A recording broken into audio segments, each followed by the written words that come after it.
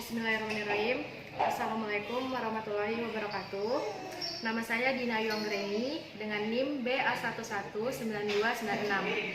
Di sini saya akan menjelaskan mata kuliah kimia fisika dari pertemuan minggu pertama sampai minggu ke-7. Langsung saja, yang pertama, materi dan energi adalah sesuatu yang memiliki massa dan ruang.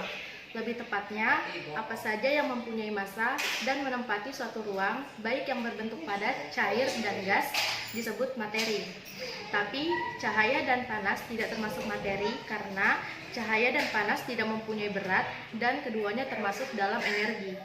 Semua materi dapat dipecah menjadi bagian yang sangat kecil, disebut dengan molekul dan masih memiliki sifat-sifat materi. Setiap materi mempunyai sifat sendiri-sendiri. Apabila terjadi suatu perubahan, karena sesuatu sifatnya akan berubah. Perubahan materi dibedakan menjadi dua, yaitu perubahan materi secara fisika dan perubahan materi secara kimia. Perubahan materi secara fisika yaitu perubahan materi yang disertai dengan terjadinya materi jenis baru. Contohnya yaitu penguapan air. Saat air dipanaskan akan berubah menjadi uap air. Perubahan air secara fisika termasuk perubahan tingkat wujud materi seperti menguap, membeku, melarut, dan lain-lain. Sedang pada perubahan materi secara kimia, yaitu perubahan materi yang menghasilkan satu atau beberapa jenis lain. Contohnya ialah pembakaran kayu yang terbakar akan menghasilkan abu. Selanjutnya, materi yang kedua adalah energi. Energi adalah kemampuan untuk melakukan usaha. Suatu objek memiliki energi jika dapat melakukan suatu perubahan. Energi tidak dapat diciptakan dan tidak dapat dimusnahkan. Energi dapat berubah dari bentuk satu ke bentuk lainnya. Contohnya, energi mekanik berubah menjadi energi listrik berubah menjadi energi bunyi, energi kimia berubah menjadi energi listrik. Adapun jenis-jenis energi yaitu ada energi kinetik, energi potensial, energi panas, energi cahaya, energi listrik, energi kimia, dan energi nuklir. Energi kinetik yaitu energi yang dimiliki suatu materi yang bergerak.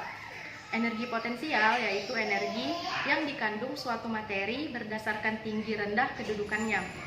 Energi panas yaitu energi yang ditimbulkan karena adanya gerakan partikel. Energi cahaya yaitu energi yang dimiliki oleh gerakan foton dalam bentuk elektromagnetik.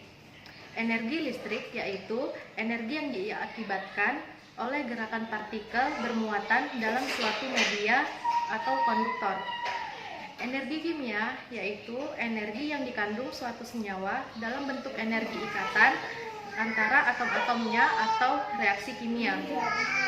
Sedangkan energi nuklir yaitu energi yang terkandung dalam atom karena adanya ikatan yang kuat antara partikel di dalamnya. Selanjutnya, materi yang ketiga adalah sistem periodik unsur. Sistem periodik unsur atau SPU adalah sebuah susunan unsur dengan berdasarkan urutan nomor atom dan kemiripan sifat dari unsur-unsur tersebut. Adapun sifat-sifat unsur SPU yaitu jari-jari atom, energi ionisasi, dan afinitas elektron. Jari-jari atom adalah jarak dari inti atom sampai kulit elektron terluar. Artinya, semakin banyak jari-jari atom, semakin tebal kulit atomnya, di mana dalam satu golongan dari atas ke bawah, jari-jari atom semakin besar, dan dalam satu periode dari kiri ke kanan, jari-jari atom semakin kecil. Energi ionisasi adalah energi yang dibutuhkan untuk melepaskan satu elektron terluar. Artinya, energi yang dibutuhkan untuk memindahkan satu elektron terluar dari atom dalam keadaan gas. Energi ionisasi atau EI diperlukan untuk mengatasi gaya tarik-menarik oleh inti atom yang bermuatan positif terhadap elektron terluarnya. Energi ionisasi dipengaruhi oleh muatan inti efektif dan susunan elektron dalam kulit valensinya. Umumnya, muatan inti efektif yang besar mengakibatkan pengeluaran elektron dari atom menjadi sukar, sehingga diperlukan energi ionisasi yang lebih besar. Contohnya Na, atom Na memiliki atom 11, maka konfigurasi elektronnya 2, 8, dan 1. maka dapat ditulis Na, Na+ ditambah E-. Atom Na akan kehilangan elektron dan kelebihan satu muatan positif. Atau dengan kata lain, atom Na berubah menjadi ion Na+. Peristiwa yang terjadi pada atom ini diperlukan energi, karena terjadinya perubahan kedudukan elektron. Afinitas elektron didefinisikan sebagai perubahan energi dari atom netral atau dalam fase gas ketika sebuah elektron ditambahkan ke atom untuk membentuk ion negatif atau positif. Dengan kata lain, kemungkinan atom netral yang memperoleh elektron positif atau negatif. Jika R atom lebih kecil, maka interaksinya semakin kuat, yang menghasilkan afinitas elektron semakin besar. Dan jika jari-jari atom lebih besar, maka interaksi semakin lemah menghasilkan afinitasnya. Materi yang selanjutnya ialah ikatan ion. Ikatan ion terbentuk antara atom yang mudah melepas elektron atau atom logam dan atom lain yang mudah menerima elektron atau atom non-logam. Misalnya ikatan ion pada molekul NaCl. NaCl terbentuk dari atom Na dan atom Cl. Ikatan ion tersebut juga ikatan elektrovalen atau heteropolar. Senyawa yang mempunyai ikatan ion disebut senyawa ion. Susunan senyawa ion tersebut adalah setiap ion positif dikelilingi beberapa ion negatif. Ion positif terbentuk karena suatu atom melepaskan elektron, dan ion negatif terbentuk karena suatu atom menerima elektron. Sifat-sifat senyawa ion yaitu memiliki titik didih dan titik leleh yang relatif tinggi. Umumnya senyawa ion keras dan permukaan kristalnya tidak mudah digores.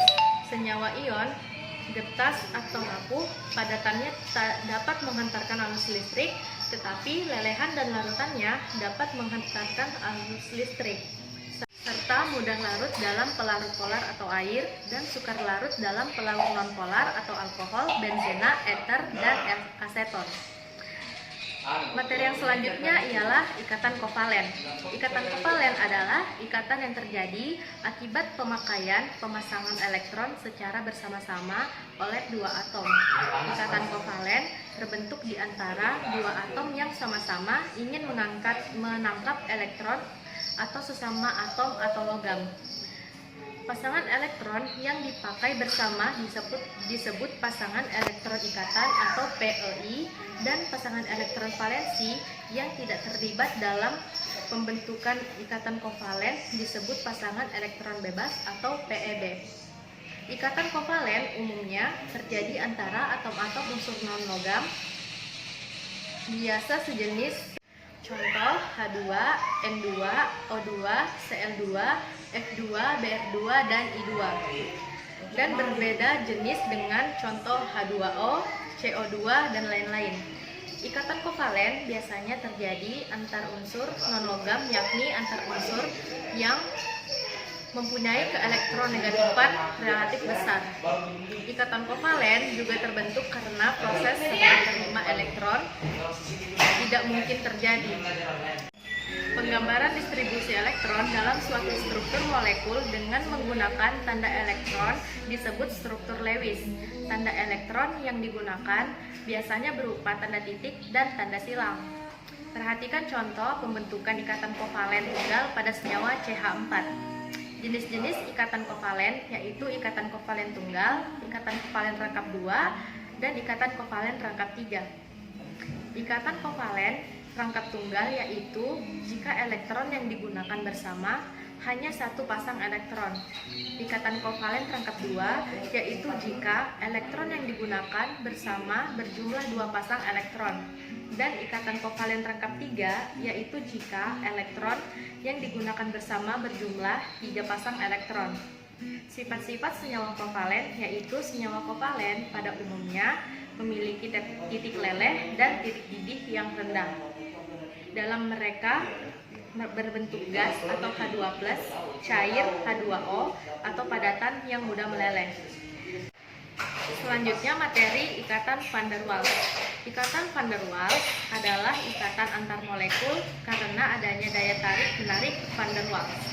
Ikatan ini lebih lemah dibandingkan ikatan hidrogen. Mudah sekali putus oleh perubahan suhu atau tekanan yang kecil saja. Contoh pada cairan HBr dan HCl yang menguap. Begitu juga iodium padat jika diletakkan di dalam botol bermulut lebar akan mudah menyublim setelah tutup botol terbuka. Bentuk ikatan van der Waals yaitu ikatan antar molekul yang memiliki dipol dan ikatan antar molekul yang tidak memiliki dipol. Sifat-sifat ikatan van der Waals ialah dari semua gaya yang terjadi pada ikatan antar molekul yang disebut gaya van der Waals merupakan gaya terlemah walaupun yang paling universal. Dikaitkan dengan energi 0,4 sampai 40 kJ/mol. Gaya ini biasanya tertutupi oleh gaya kovalen yang lebih kuat di dalam molekul yang energinya sekitar 400 kJ/mol. Dan perayaannya yang penting hanya menjelaskan interaksi di antara sesama molekul atau sesama atom yang orbitalnya jenuh. Tidak seperti ikatan kovalen yang bekerja. Materi yang selanjutnya, materi ke-6, yaitu logam atau ferro. Adalah suatu logam paduan yang terdiri dari campuran karbon dengan besi.